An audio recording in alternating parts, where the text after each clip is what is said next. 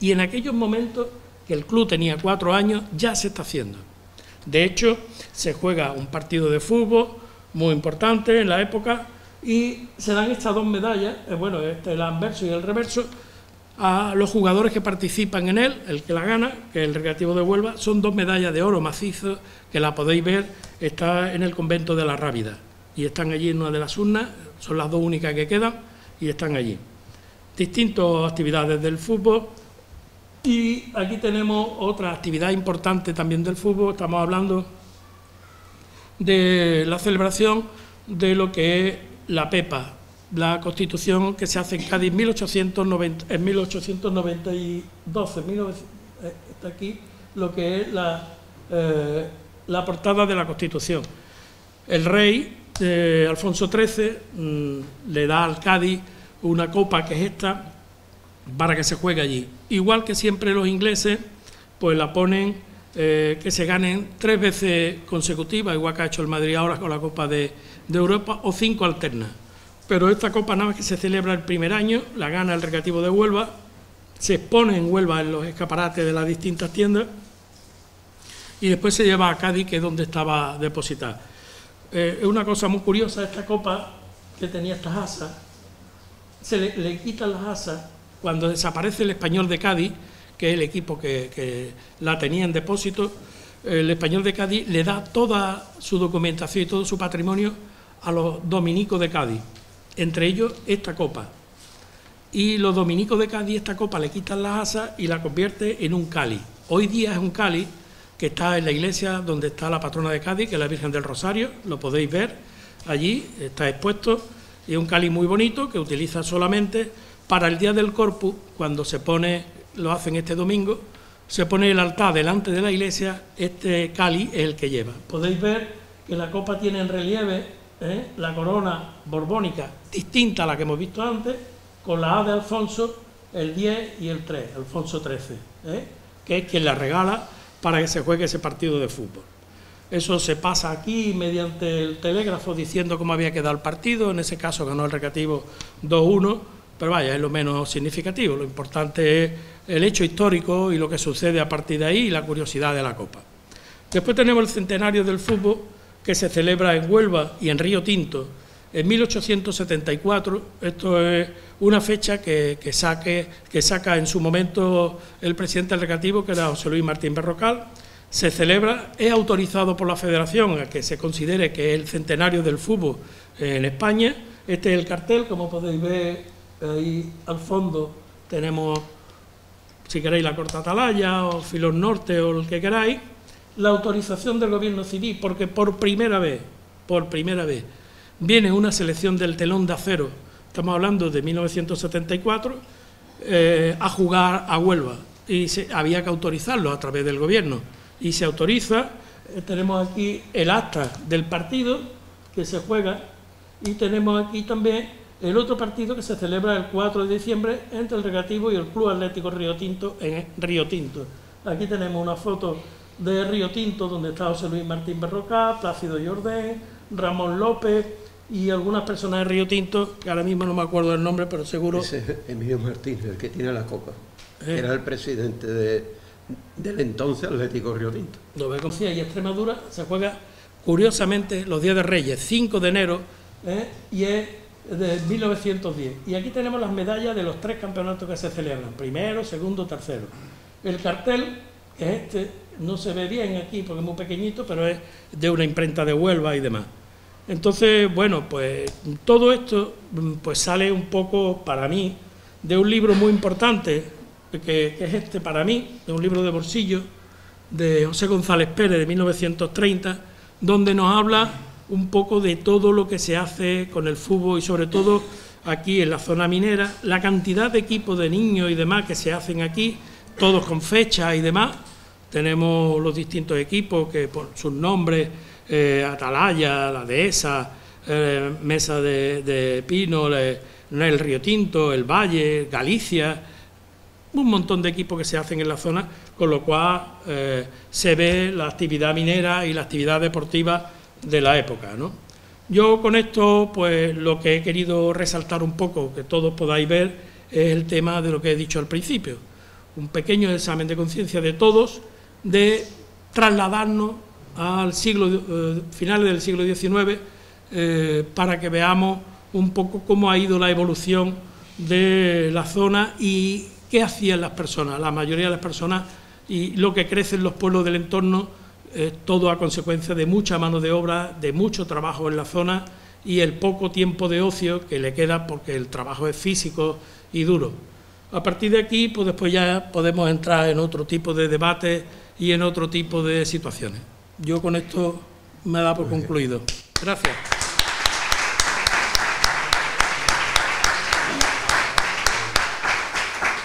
Buenas tardes, ahora me toca a mí.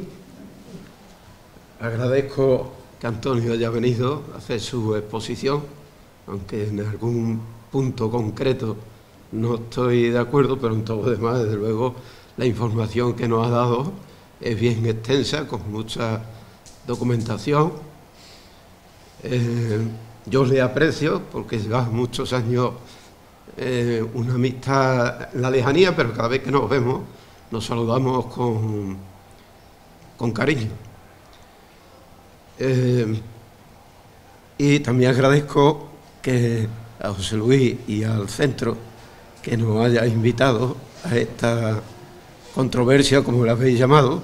A fin de cuentas, digamos que es una exposición de la historia. Y empiezo yo con lo que he escrito para esto.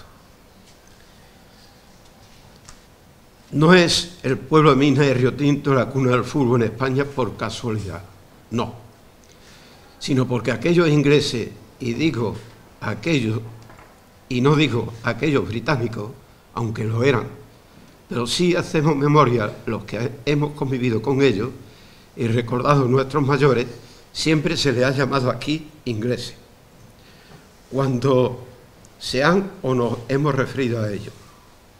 Como ellos nosotros éramos los nativos y los obreros. Aquellos ingleses adquirieron en febrero de 1873 Tasmina, como ha indicado él, y municipio en toda su totalidad, y al practicar este deporte, como tantos otros, sin darse cuenta, fueron los pioneros y nos dejaron con ese patrimonio histórico del que nos sentimos muy orgullosos.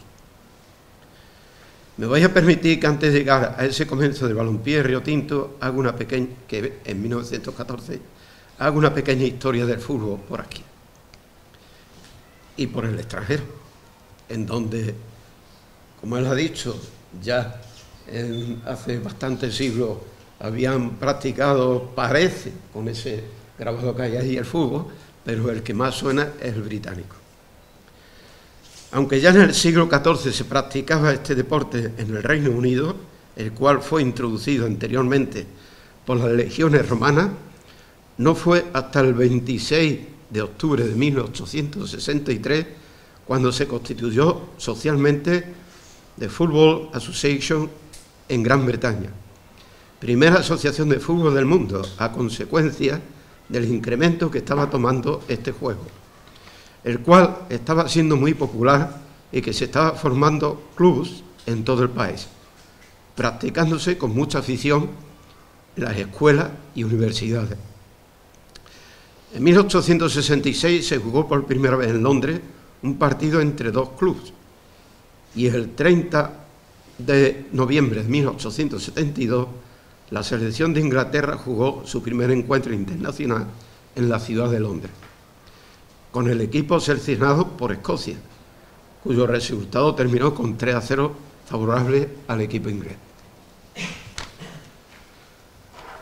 Como dije,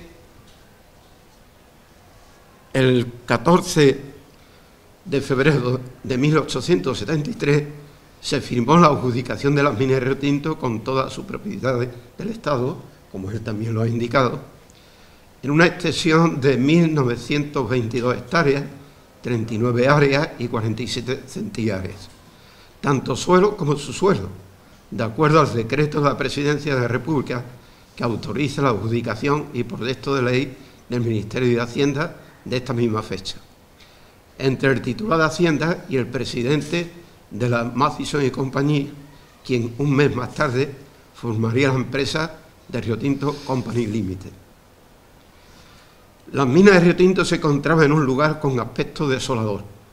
La dislocación de los cerros, la profundidad de los barrancos, las depresiones e innumerables pozos de las antiguas minas trabajadas, las inmensas colinas de escoria de color negro dejadas por los romanos, la soledad y el sepulcral silencio de esta atmósfera sofocante, las faltas de vegetación y aves, estos despertaban al viajero que se acercaba a estas tierras misteriosas un sentimiento de admiración hacia las grandezas de los pueblos que en otro tiempo las habitaron, como los tartésicos, los romanos, etc. John Allan, un joven británico que se incorporó a trabajar en 1886 en la Rio Tinto Company, escribió aquí en las minas, escribió un poema titulado Un infierno moderno, en el que decía: la tierra es roja, el cielo azul brillante, ni un árbol ni cosa verde quiebra la mirada. Por todos lados la muerte reina suprema. No se ve vida en 6 largas millas, solo tierra estéril y fragmento carbonizado. Esto está en el libro que él también le ha enseñado, de Debbie Avery, Nunca en el cumpleaños de la reina Victoria. También apenas se puede caminar una legua de tierra que no sea pisando escorias y carbones. Tan horrendo espectáculo causó en mi ánimo, con notable admiración, como aquello hizo lástima y novedad a mis ojos. Eso está en Rodrigo Caro, en 1634. Al viajero visitante que veía por primera vez estas minas desérticas de Rio Tinto, le quedaba para siempre una imborrable impresión. En el censo que se registró en 1860, tenía una población de 1.976 habitantes, con 513 edificios, según la página del nomenclato de 1873. Construidos sobre el cerro más bajo de los alrededores, como Salomón, Colorado, Mesapinos, Malaño, Las Vacas, todos ya desapareciendo, menos Mesapino, muy cerca de las minas que se han estado explotando desde la antigüedad. En 1910 llegó a tener 13.074 habitantes, el censo mayor registrado en minas de Rio Tinto. No había carretera ni ferrocarril, solo caminos vecinales que conducían a Zalamea Real, que estamos a unos 10 kilómetros, a Aracena a unos 36, a Huelva a unos 76 y a Sevilla unos 90. Con lo que los productos del cobre en aquel entonces se llevaban a Sevilla, quiero decir entonces antes de los ingleses, transportándolo con caballerizas y carros a través de los antiguos caminos romanos, pasando por el castillo de las Guardas. En mayo de 1873, la Rio Tinto Company Limited había presentado la reorganización de la minería en Rio Tinto y ya desde hacía varios meses ellos estaban trabajando en la planificación, preparación y extracción de las minas, por lo que a finales de 1873 había aparecido ya en el pueblo una veintena de británicos, la mayoría jóvenes que eran ingenieros, técnicos, administrativos, contables y especialistas cualificados, quienes han de dirigir, enseñar y hacer trabajar a los operarios lugareños. En 1874 había 945 operarios y en este año se había duplicado el número de británicos presentes en las minas, según el libro mayor número 1 de la Rio Tinto Company, que está en los archivos históricos de Fundación Rio Tinto, siendo muchos de ellos sus encargados y capataces, y así comenzar el relanzamiento de las minas en las nuevas estructuras que ellos tenían marcados y conseguir sacar de sus entrañas los codiciados productos y amortizar cuanto antes lo invertido por la compañía británica.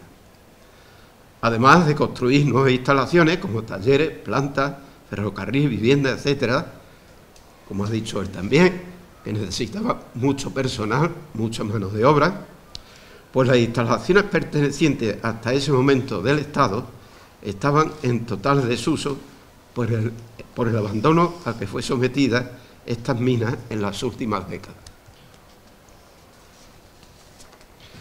No se comenzaron las construcciones del ferrocarril para el transporte mineral desde Rio Tinto a Huelva en dos frentes hasta julio de 1873. Eso es los archivos de Fundación Río Tinto, que son los archivos históricos de los cuales he sacado las informaciones que voy a dar. Y eso es un trabajo en el ferrocarril, no precisamente en esa fecha, es de 1912 aproximadamente esa fotografía, pero vamos, para demostrar el trabajo que tuvieron que hacer para en dos frentes llevar el ferrocarril de aquí a Huelva como de Huelva aquí. Y el muelle de Río Tinto en Huelva hasta septiembre de 1874, con lo que los trabajos en Huelva capital empezaron algo más tarde y de menor volumen. Las minas de Río Tinto eran propicias y un marco incomparable para el aburrimiento de aquellos jóvenes británicos, quienes algunos de la Rubia Albión habían jugado en equipos de fútbol o en colegios de su país. Y aquí, después de su jornada de trabajo o domingo y días de fiesta, nada había en este pueblo de largas tardes de verano que a ellos, de costumbres y clima diferentes, les ayudara en sus ratos libres al ocio. Todavía no tenían su propio club inglés. Este lo crearon en 1878, como consta en los estatutos, en el antiguo pueblo, en la calle Sanz, cerca del ayuntamiento.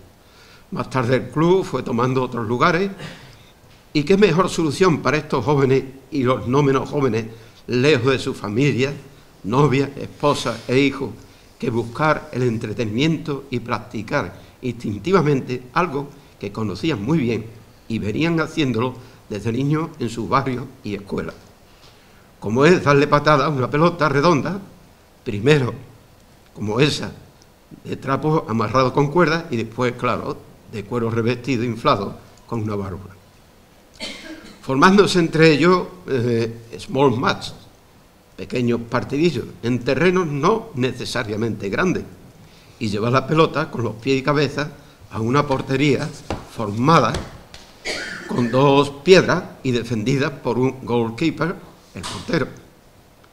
Construido, eso es, de manera que cuando se inauguró en julio de 1875 el ferrocarril construido por Río Tinto a Huelva, entonces se desplazaban los ingleses desde las minas a Huelva, durante los weekends, como lo llamaban ellos, que son los fines de semana, siempre que podían o deseaban, pues duraba el viaje. Antes de eso, bueno, ya con el ferrocarril duraba el viaje como 3 horas.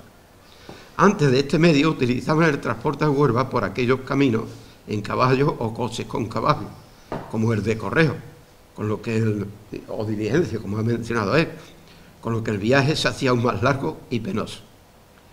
Sus mujeres e hijos tardaron en desplazarse desde Gran Bretaña para convivir con ellos.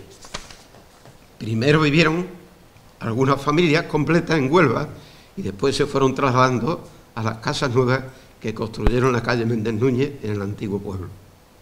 Luego estaba todo servido para el nacimiento del fútbol en minas de Río Tinto y, como no, en España. Este tipo de juego llamó poderosamente la atención entre los lugareños, que los observaron y al principio no comprendían lo que realizaban aquellos chicos rubios.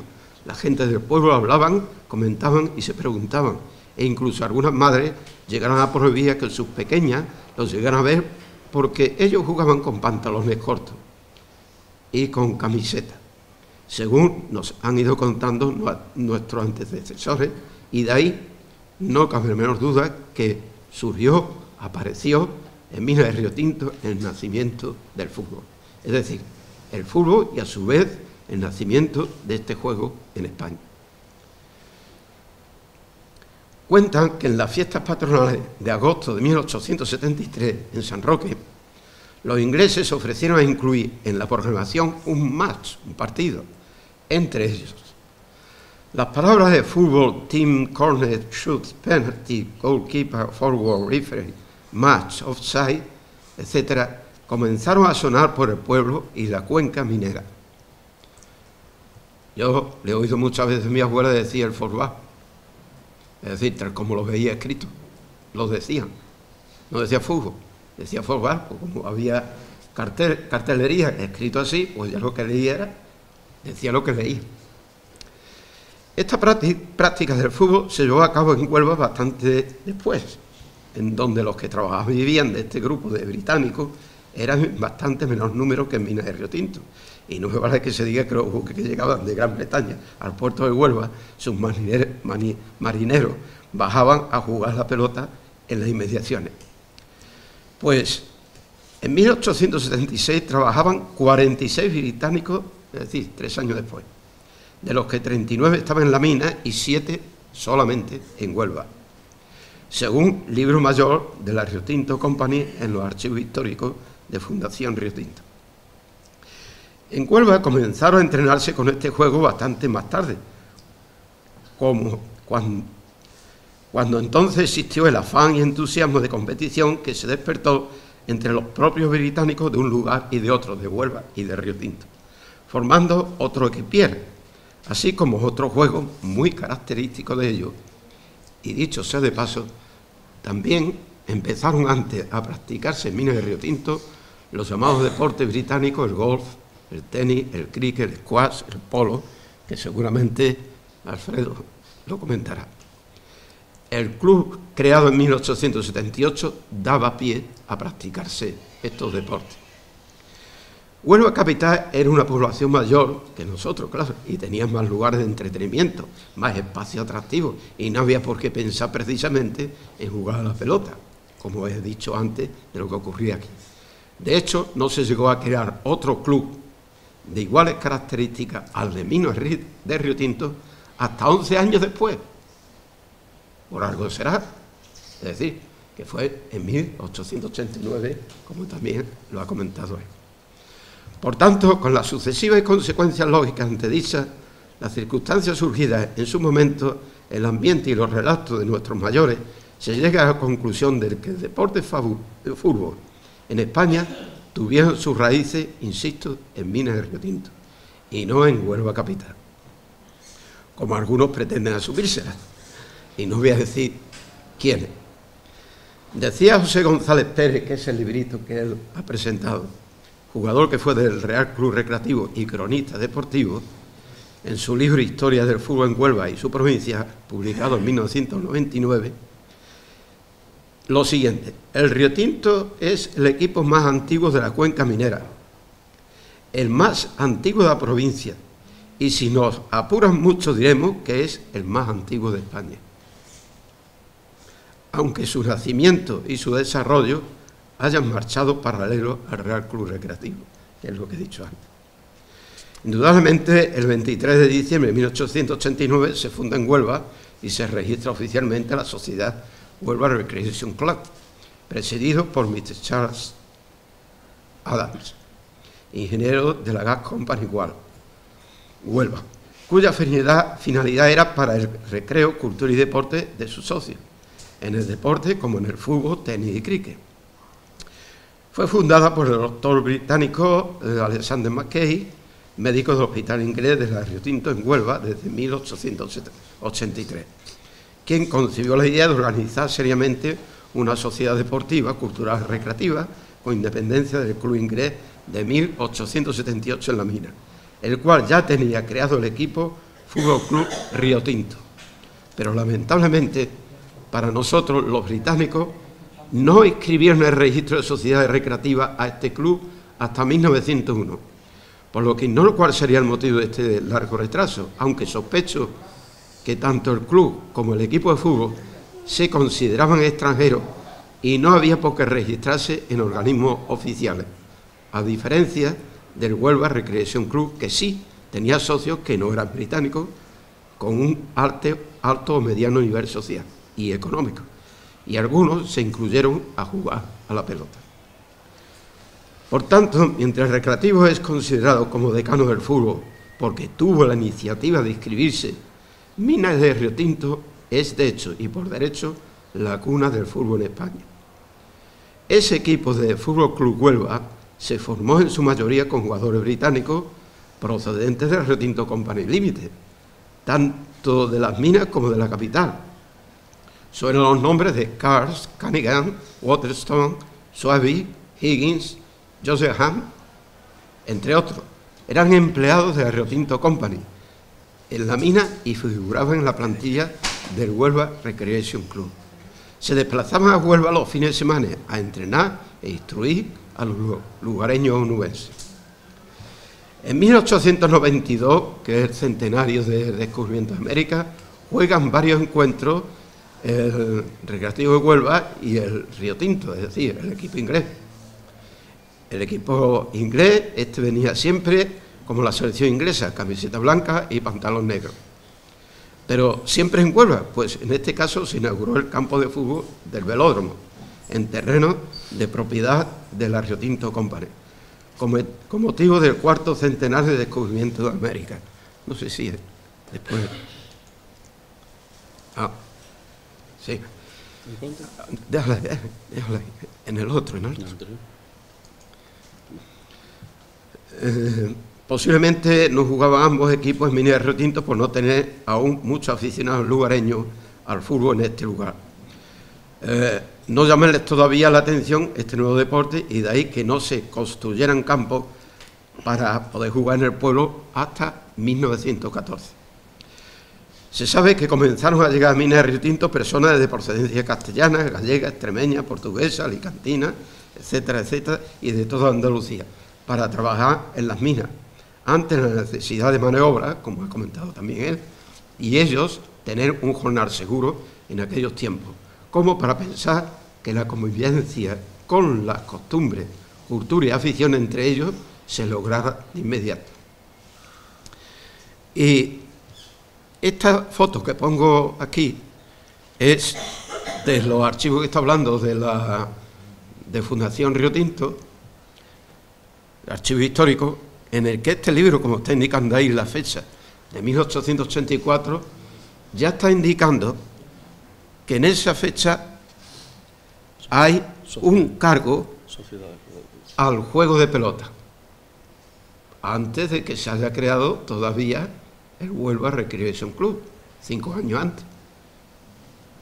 Bueno, eso ya está indicando algo. Sí. ¿Y dónde es ese gasto? Tiene que decir que esa mano es mía. Sí, porque después ya le he dado para hacer la foto. Todavía tiene el anillo, ¿no? Sí, es la misma. Eso indica de que aquí se estaba jugando al fútbol, que aquí se estaba preparando campos para jugar al fútbol. Y sigo, porque la otra foto es la del velódromo, que ya he dicho que en 1892 se inauguró este campo de fútbol. La siguiente. Bueno, aún no. No obstante, en 1898, Mr. McCarthy, jefe de la escuela de la Compañía Británica en las minas, había organizado equipos escolares que practicaban el fútbol en los patios de la escuela. Aquí es donde ya se tiene noticia que los lugareños empiezan a darle a la pelota. Precisamente a aquellos alumnos adultos y jóvenes que asistían a las clases nocturnas en cada barriada después de su jornada de trabajo, en lucha contra el analfabetismo existente entre los jugadores, entre los trabajadores, porque eso fue una cosa machacante de la compañía, que bajara el analfabetismo en toda la zona. Como ustedes ya sabéis mucho sobre eso. Por lo que se tiene noticia de que en 1898 se había celebrado por primera vez un encuentro de fútbol ante público en Mina de Rio Tinto, aparte de aquel 1873 de la fiesta de San Roque. Pero ahora era entre lugareños e ingleses. Y cuentan que usaron una pelota hecha de trapo, como la que se ha indicado antes, en un llano con hierba cuyo sitio se denominaba La Gangosa. Actualmente ha desaparecido este sitio por la escombrera de Cerro Colorado desde el año 1967. A ese encuentro asistieron familiares, amigos y compañeros de trabajo de los participantes y los jugadores. Tuvieron como premio a su actuación una espléndida merienda.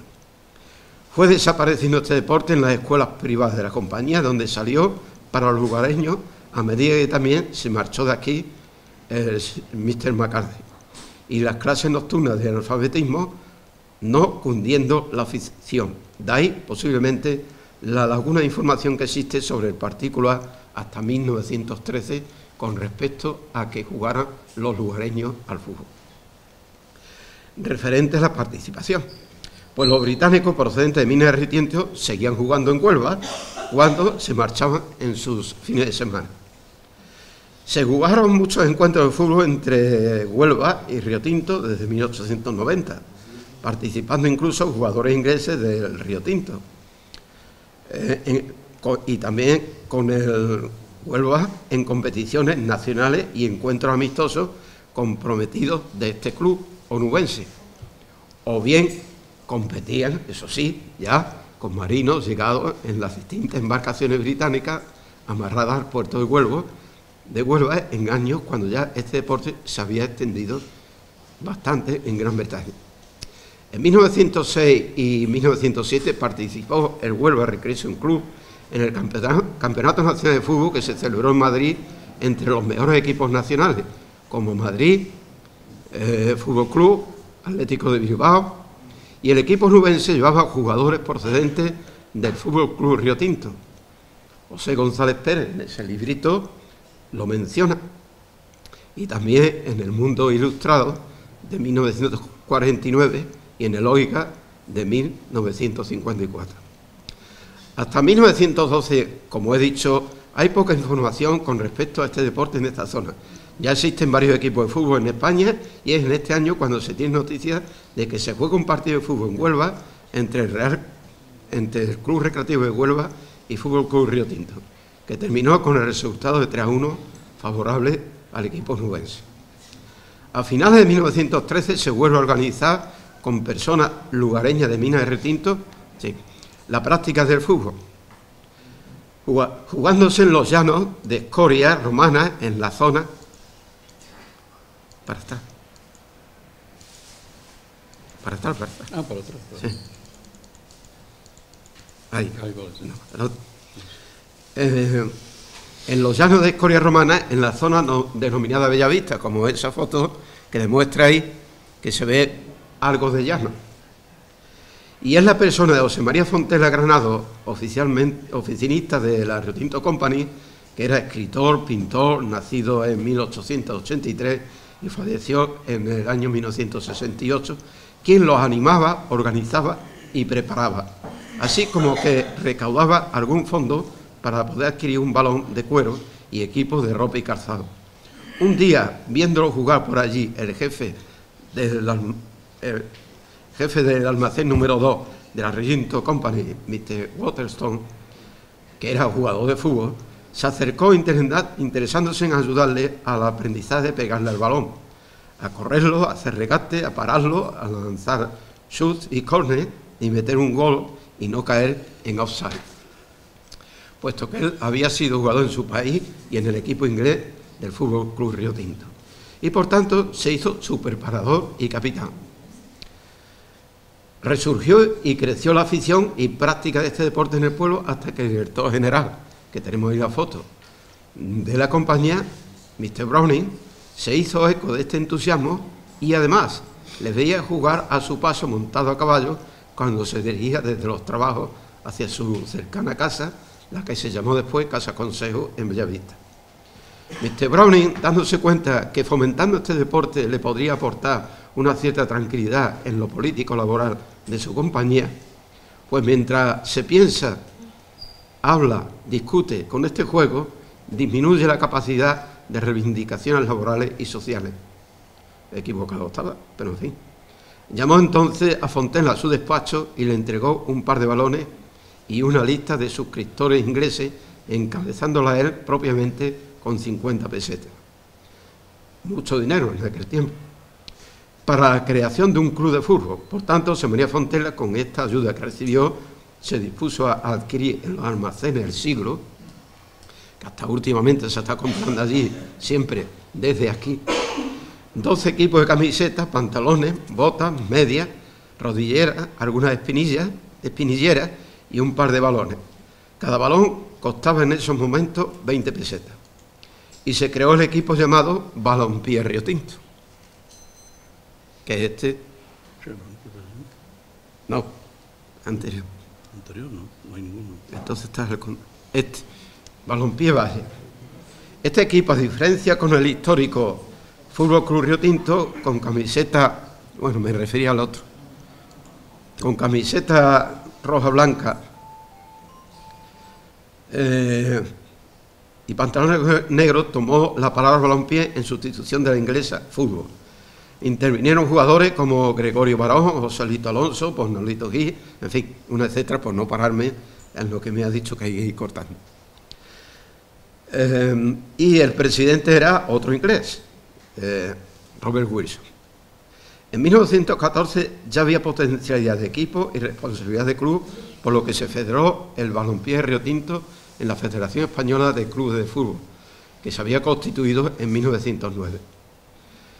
En ese San Roque del 14 juega el Balompié Río Tinto su primer encuentro como equipo federado, durante las fiestas patronales de San Roque en el campo de fútbol Mesa Pino, el cual la propia compañía acababa de allanar y preparar a petición de José María Fontela, situado en la parte este de la barriada Alto de la Mesa, con constitución reglamentaria de unos 100 metros de largo por 50 de ancho, y para poder asistir un buen número de público, a cuyo campo se le llamó, como no, Victoria.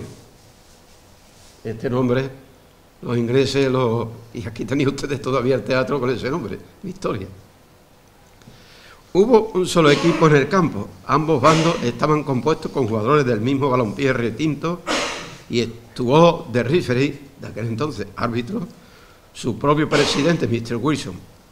Un poco más adelante, bueno, en octubre de 1914 se crea y federa otro equipo, se llama Athletic Football Club, organizado por el jefe de la nueva oficina de agencias y colocaciones, Mr. Lowe, y presidido por su ayudante, James Baird, con personal procedente de la colonia británica local, con lo que continuaba incrementándose la afición, la rivalidad y el interés por los partidos. Pasado el tiempo comenzó a extenderse la afición a este deporte de tal manera que en la cuenca minera empezaron a formarse otros equipos.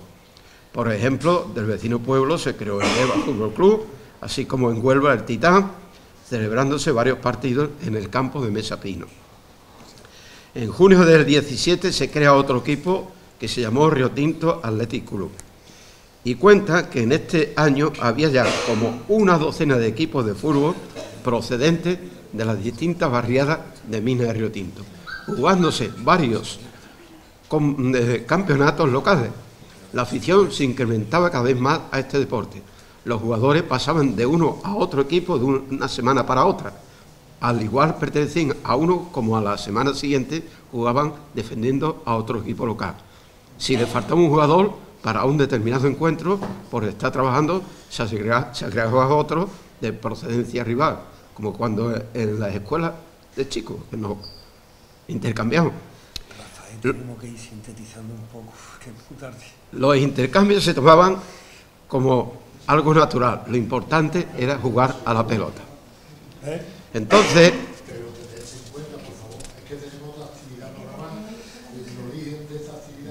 voy al salto ya, que lo entiendo. Que nos gustaría que hubiera lugar a incluso que os preguntarais entre vosotros. Pero que no va a dar tiempo a nada ni todavía queda muchísimo. Claro.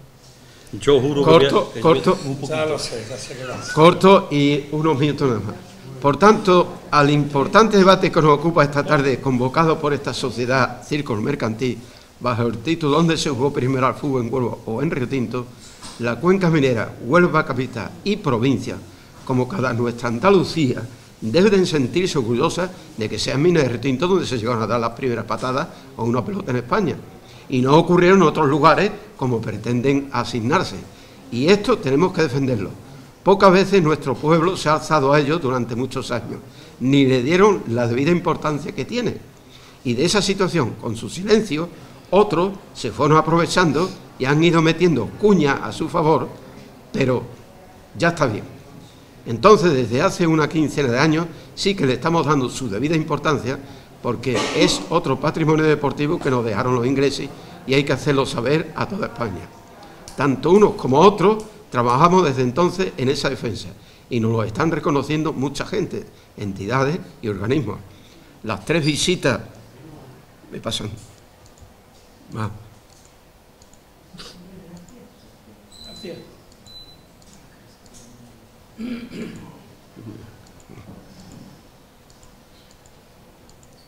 Ahí. Ahí. ¿Sí?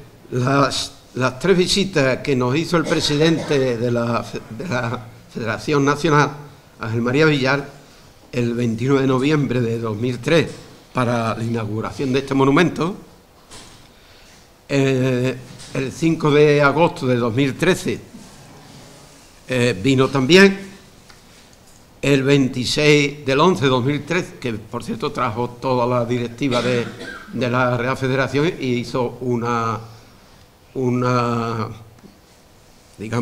reunión de junta.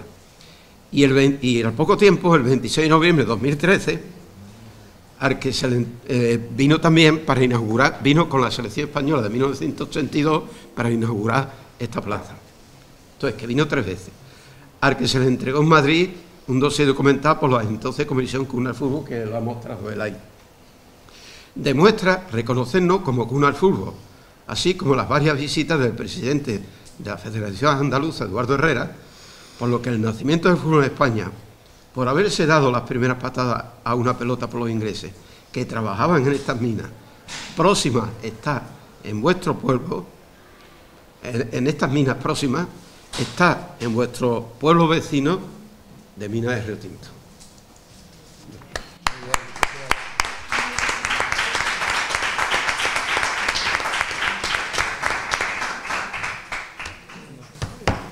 Va muy breve, Alfredo. Hace su intervención muy breve. Muy breve, que se ve obligado porque usted ha oído mucho. Yo os lo juro. Llevamos 1 hora y media. Yo os juro que voy a ser muy breve. Vamos a ver. Primeramente, agradeceros a José Luis, a la Sociedad Círculo Mercantil, como no a SEPE, que encima lleva el nombre de mi paisana Adelita Frigolé, y se lo voy a dedicar a ella esta pequeña demostración.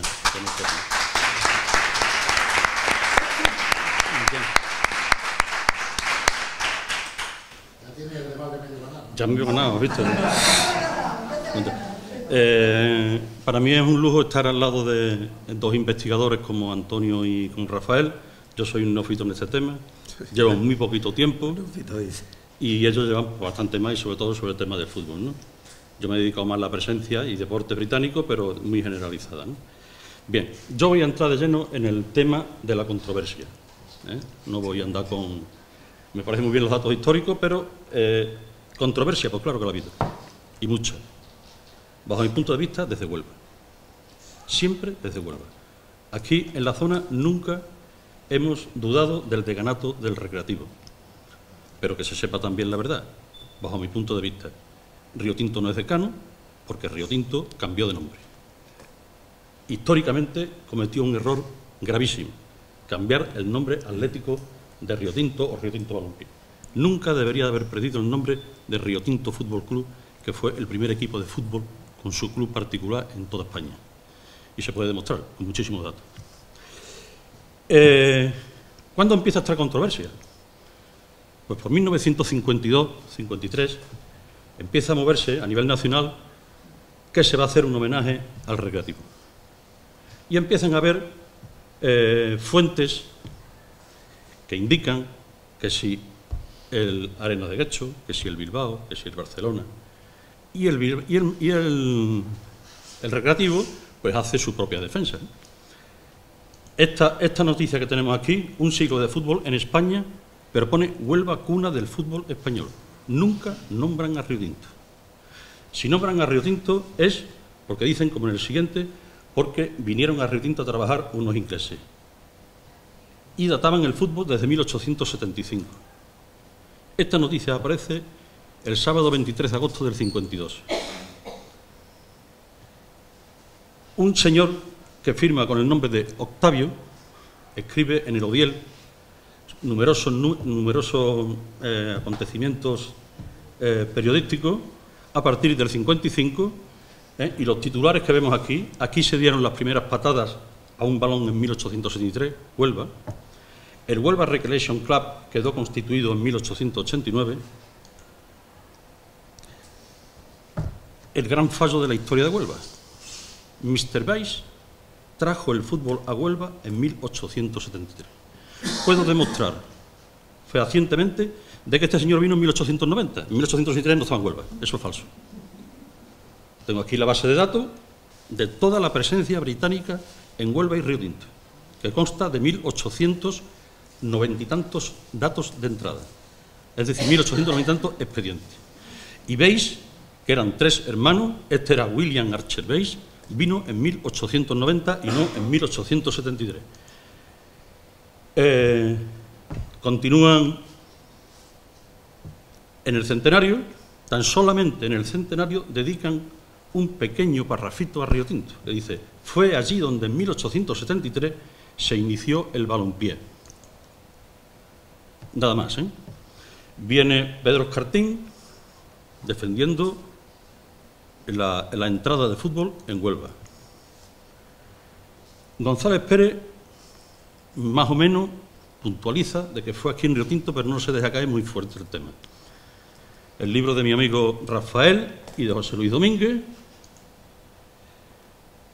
Primera controversia que hay a nivel nacional, que el señor Antonio Lao dice que no encontró nada en Vilagarcía. Yo sí lo encontré. Los señores de Vilagarcía, en 2001, dicen que en el Eco Republicano de Compostela, de 26 de junio de 1873, aparece la noticia de que se jugó al fútbol primeramente allí. Mediante esta noticia se constituye lo que es la asociación esto del fútbol en Río Tinto, de la Asociación Cuna del Fútbol en Río Tinto. Que estos documentos evidentemente no lo tenían. Yo estuve hablando directamente con el historiador de Vilagarcía y me envió los 2 artículos que ahora mismo estáis viendo ahí. Uno correspondiente al 26 de junio del 73 y otro del 10 de diciembre del 73. ¿Qué es lo que dicen estas dos hojas periodísticas? Pues uno dice que la de junio del 73, que viene el Gogo a Río Tinto, pasa por Vigo primero y se hunde el Gogo en el puerto de Huelva, junio de 1873. Esto es totalmente falso, manipulado. El Gogo está dando viaje al puerto de Huelva hasta 1907. Luego sería el Gogo 2 o el Gogo 3, pero el Gogo no. Siguiente noticia. Nos dice que como se ha hundido el Gogo, el 10 de diciembre de 1873 aparece el carguero Mr. Hugo, empieza a dar viaje. Otra falsedad como un templo. El barco Mr. Hugo se construye en los astilleros de Glasgow en septiembre de 1899. Luego, en 1873, Rappel se equivocó. De todas por todas. Eso es totalmente falso y manipulado. Pero lo curioso de este tema, de esta manipulación, es que sale en la película El origen del fútbol en España. Y estos artículos los presentan Bernardo Salazar y Alfredo Relaño, grandes historiadores y periodistas deportivos. A ambos le mandé el trabajo que hice. Ninguno de los dos me ha contestado. Esta nota que veis ahora mismo ahí es la nota oficial que está en el archivo de Fundación Río Tinto. Es un informe del Consejo de Administración de 1900, donde se verifica que el nuevo barco Don Hugo, los astilleros que se hacen, cuándo se flota, el seguro que tenía, cuánto costó. Ese es el documento que estáis viendo ahí. Este es el documento que hice y lo mandé a la Federación, y la Federación Española me lo admite y nos echa una manito diciendo que ha habido una manipulación y que Río Tinto, a través de esto, tiene su reconocimiento. ¿Pero de dónde sale esta noticia? De Huelva. Esto sale de Huelva, en pleno centenario del fútbol en España, en 1974. Le hacen una entrevista el 10 de enero del 74 a este señor que veis aquí, que es Enrique Moreno Vélez. Y dice: hace 100 años fue en Huelva capital donde por primera vez se disputó un partido de fútbol. Los ingleses que vinieron a construir el muelle de Río Tinto jugaron en la antigua fábrica de gas, como bien ha dicho el señor Lao. Interesantes datos que aportan don Enrique. Este señor manifiesta 1, 2 y 3 veces que la cuna del fútbol es Huelva. Habla y escribe que entre 1872 y 1873 llegaron a Huelva hombres y materiales ingleses a bordo del Gogo. Mire usted, 1872, imposible. El Gogo no viene a Huelva hasta noviembre de 1873. Luego, en el Gogo no vino nada. Venían para realizar obras por cuenta de la compañía nueva propietaria de Minas de Retinto, Ferrocarril Muelle, y añade: vuelve a entrar en detalle sobre el camino hasta Río Tinto y anuncia: se hundió el Gogo. Esto lo dice en 1974. Vila García, o quien sea, hace un montaje en 2001 y coge esta noticia, el hundimiento del Gogo, que es falso. Pero todavía dice: y siguió viniendo el Don Hugo hasta 1876. Si el Don Hugo no salió del puerto de Glasgow hasta 1899, ¿cómo va a venir en 1876? Y una vez más dice: solo repetir que fue en Huelva y no en Río Tinto donde se jugó por primera vez al fútbol. Luego allí jugaron los mismos que lo hicieron aquí. Aquí tenéis, por ejemplo, unos pocos apuntes contables en los libros de caja y diario del Archivo Histórico de Fundación Río Tinto. Viajes del Gogo, en octubre del 74, noviembre del 74, agosto del 79, etcétera, etcétera. Y tiene apuntes el Gogo hasta julio de 1907 en los apuntes contables. Estas páginas que os pongo aquí, cada una tiene su fotografía, pero no las voy a mostrar aquí. El periódico de la provincia se hace eco. 28 de septiembre de 1899, el nuevo vapor de la compañía de Río Tinto Company Limited, el Don Hugo. 7 de septiembre de 1899, cuando se vota. Primer viaje a Huelva, nada de 1876, 1873. Primer viaje del Don Hugo. Dice: esta mañana a las 6 ha fondeado en este puerto el hermoso vapor propiedad de la compañía de Río Tinto. Este es el primer viaje que hace el barco que tan buenos beneficios ha de reportar al comercio de esta región. Fecha 6 de diciembre de 1899. Hay otro artículo del mundo deportivo. El primer balón. Llegó como... Esto fue una entrevista en 1974 con motivo del centenario que hacen en Huelva.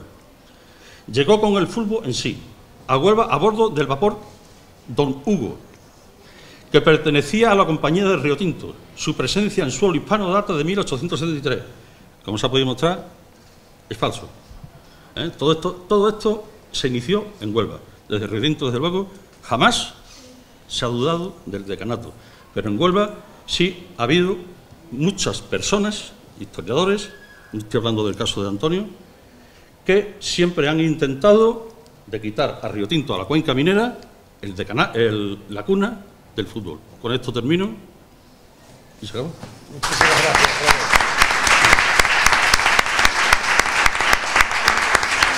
Bueno, pues en vista de que nos están atropellando las siguientes actividades.